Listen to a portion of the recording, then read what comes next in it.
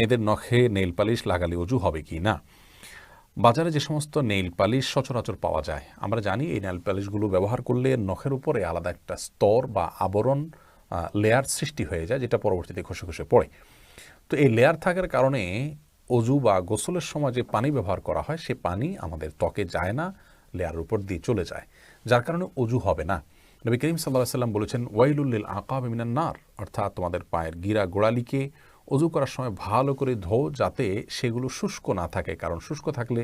সেটির কারণে তোমাদেরকে জাহান্নামে যেতে হবে। তাহলে বোঝা গেল যে অজুর সময় অজুর কোনো অঙ্গ বা অঙ্গের অংশ বিশেষ যদি শুকনা থাকে তাহলে অজু হবে না, একইভাবে ফরজ গোসল হবে না। এই জন্য কোনো মুসলিম নারী যদি মাসিক অবস্থায় থাকেন, তার জন্য সালাতের বিধান নাই, ওই সময় তিনি নেইল পালিশ ব্যবহার করতে পারেন, কিংবা তিনি